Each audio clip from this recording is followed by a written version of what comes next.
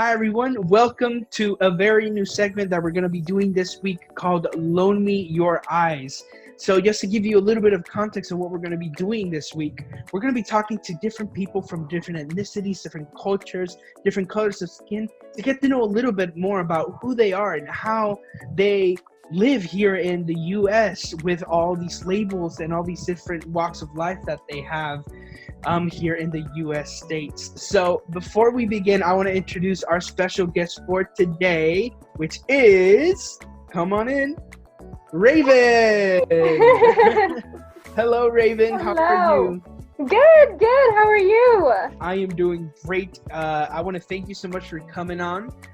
This is a really big blessing that you can be here with us today. If you do not know Raven, Raven has been a part of Camp Dunamis in the last couple of years. She was definitely right alongside me singing in worship. She was one of the leaders, cabin leaders, and she just has an amazing heart for students. So Raven, thank you so much for being here. How are you doing? I'm doing really well. I am newly engaged. Yeah. See the ring. I'm just back home now in New Mexico, just kind of planning, chilling. Yeah. For sure. Well, before we begin, I want to ask the question, how do you specifically identify as when it comes to culture and ethnicity? Right. So I identify as a Navajo woman. More specifically, in the Navajo culture, you do have clans. And so more specifically, I am born for the Black-Streaked Wood people. And so each Navajo person follows their mother's clan. And so when you do introduce yourself in Navajo in more formal occasions or to another Navajo person, along with that, you do say I'm born of the Black-Streaked Wood people, or Navajo, that's Sinanjeni tribe. So the Navajo Nation itself, the tribe itself is centered in the Four Corners, but there are urban Navajos who do live in different places and things like that, but for sure the Navajo tribe is in the Four Corners area, but there can be other Navajo communities. I know a fourth of Navajo folks live on reservation, or a third actually live on the reservation, and 2/3 live outside of it. And wherever. Yeah, it's kind of a running thing among like Indian country, where like you can find Navajos anywhere because it's one of the largest tribes. Nice. So why have you chosen maybe to lend us your eyes and if you want to tell us a little bit about your story, go ahead, but why maybe have you chosen to come on today, just lend us your eyes? This question is interesting because it made me think of past, I think, camp 2 years ago. It talked about how loving is knowing, and that is something that I wholeheartedly believe. If you're gonna cultivate a relationship and empathy for other people, it's really, really important to hear about other folks' experiences, although we can't quite understand completely. Sharing your experiences, hearing from others is super important in order to know how your neighbor lives and what they go through. And so I thought that's super important. I want to continue a little bit, and I wanted to maybe to hear a little bit about your story, growing up, where you are today. So can you maybe walk us a little bit through that, about your experience living here in the U.S., growing up as part of the Navajo Nation? Yeah. So I actually was born in Albuquerque. So both of my parents grew up on the reservation. They went to school on the reservation. They met on the reservation. And I was born in Albuquerque, New Mexico, which is about 2 hours-ish from the res in the city. And my parents were divorced when I was super young. And so my mom and I moved back with my grandparents who lived on the res, and they were the only folks in our family who still lived on the reservation. And so I grew up there my whole life. My mother, went to work, and I'd stay home with my grandparents. And I think my grandparents were the people who probably paved the way for me to know my culture as intimately as I do. My grandfather, and there's an emphasis on storytelling in Navajo culture and a lot of other Native cultures in the U.S. But he would take me outside and like tell different stories about the plants and how each, had their own personality. And it was just a way, to build a relationship with the natural world. And my grandmother would always cook super good food at home. She wove rugs. as well, which is Really? another Wow. important practice in Navajo culture. And so we'd have sheep, and so my grandpa would butcher the sheep, and it's a whole process where you bring in tons of family, and you butcher a sheep, and you get the wool. And so my grandmother would crush up like flowers to make the colors, and she would dye the wool, and then she would weave rugs. And so from a really early age, growing up with my grandparents, I think that's kind of where I got to see, what it was all about, living on the res, and like knowing who I am as a Navajo person, growing up with the respect for the natural world and respect for all of these processes was super important. And then I think it was 6th grade where I went to school in the city.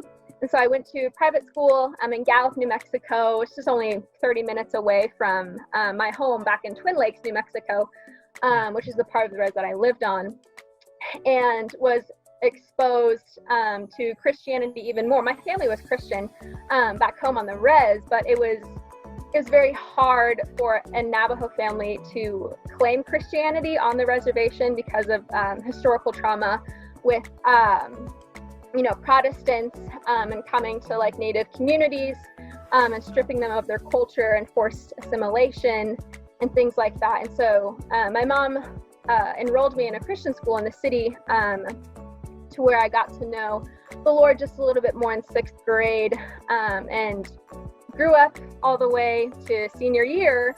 And I think that's probably where I first saw contentions with my Navajo identity, living on the res, but then going to school in the city, and you kind of see folks on the outside looking in, looking at who you are and looking at where you come from as something that's different, and something that's not the norm. And so that you're kind of treated that way, just a little bit. And so definitely struggled in that time in high school and middle school with just my own identity as a Navajo person. So Raven, I want to kind of go back a little bit to when you mentioned a little bit of the trouble that you had connecting with the Navajo community, or your family, really, to be open about your Christianity.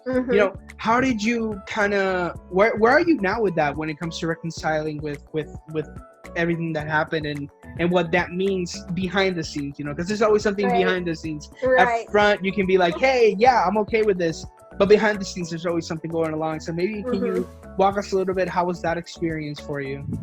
Woo, it's a long one. Oh my goodness. So my grandparents and the rest of my extended family grew up Catholic, because a lot of Catholic missionaries, would come to the reservation and have folks go to boarding schools, or folks were forced to go to boarding schools on the reservation. And so my family grew up Catholic, but then my mother actually converted to Christianity in college.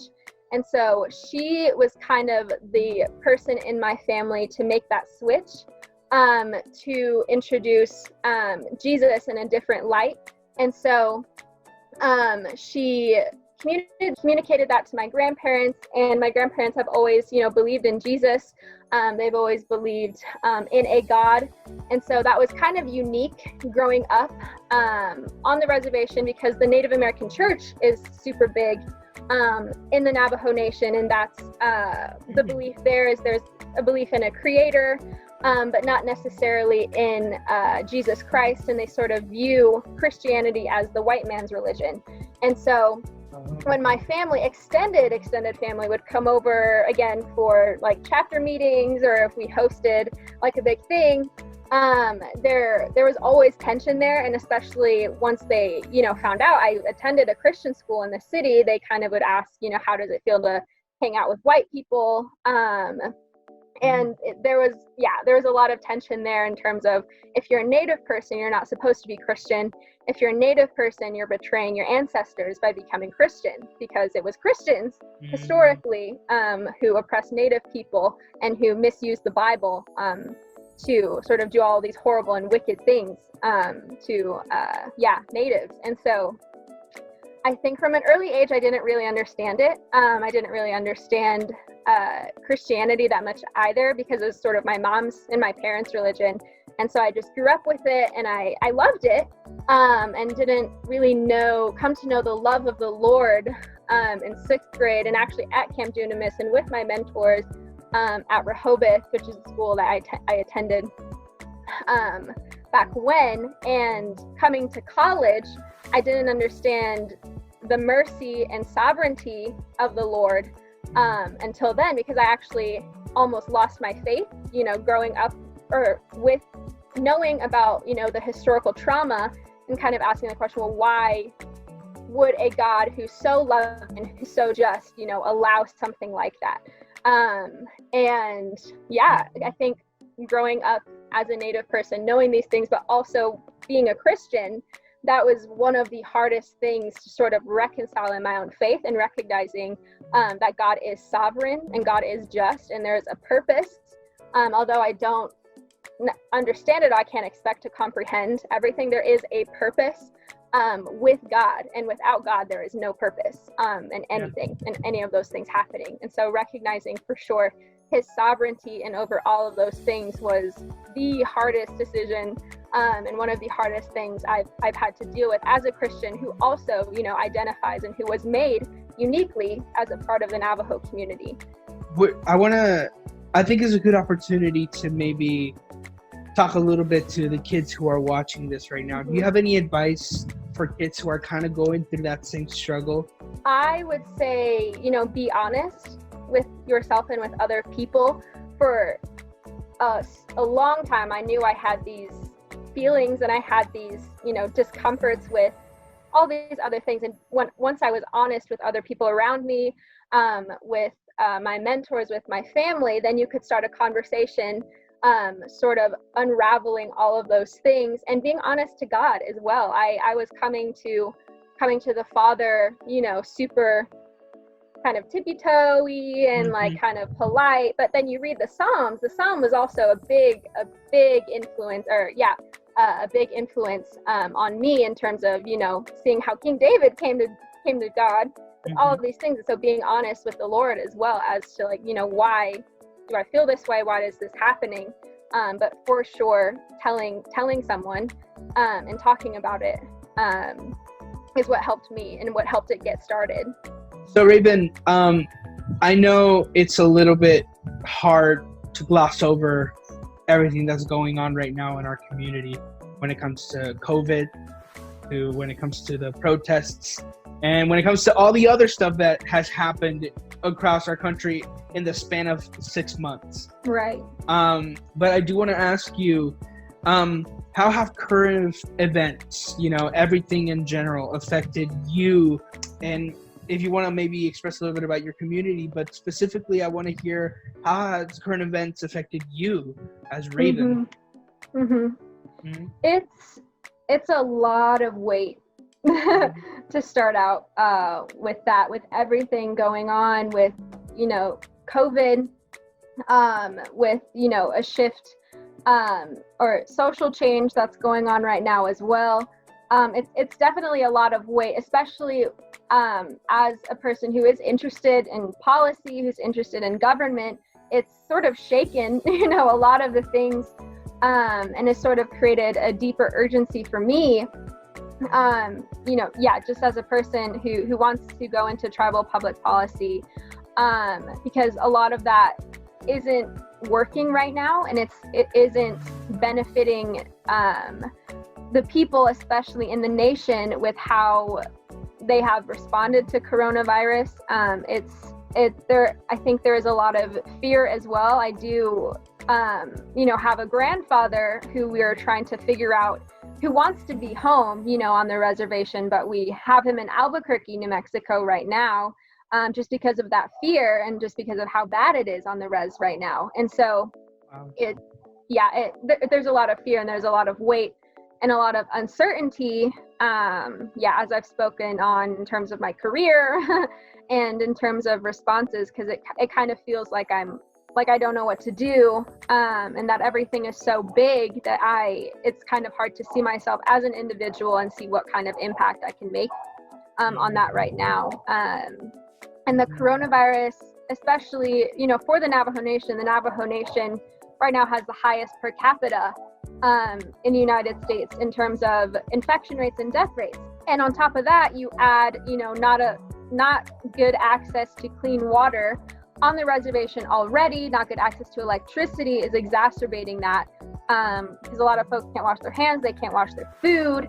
And in my hometown, in Gallup, New Mexico, there is a curfew right now. And so on the weekends, no one can come in or out of the reservation Friday, 8 p.m. all the way to Monday, 5 a.m. And so when you think of families who need to haul water, or who need food and supplies, there aren't a ton of grocery stores on the res. They need to get into the city to access those things. There's a curfew every weekend in Gallup, New Mexico right now, which is crazy to me. And today I'm in Albuquerque right now, heading back home, and I have to make sure I leave before that curfew because then I can't get home past 8 p.m. And so there's a lot of things that I think sort of just fill me with uncertainty. So, I'm coming from an outside perspective on this, so I think it'd be a good idea to kind of not only let me know, but anybody who's watching, what are some ways that we can help as people, that aren't from the community but still want to help out the community? What are some things that we can do? I think a big thing is just raising awareness, raising awareness. The Navajo Nation government has sort of put out a bunch of briefs and a bunch of memos on the website in terms of updates. And so just keeping aware, maybe telling other folks about what's happening on the Navajo Nation. The nation isn't talked about as much as a country, as much as it should be. But right now, I think we're getting a bunch of media attention and a bunch of help and funding from outside sources, just because people are telling other people and they're, sharing it. Social media is a super big thing. So sharing stuff on there and sort of just getting the word out there that folks are struggling, back on the res, and they don't know how to get resources and get the funding for a lot of PPE and just for a lot of other precautionary measures as well. In your opinion, how can we begin to build bridges with you? And by we, I mean everybody, people from different colors of skin, ethnicities, cultures, languages, whatever. How can we as people begin to build bridges with you? I love how you said when someone else talked about food and how food is sort of the way to the heart. I for sure love just, talking with folks, maybe making some food.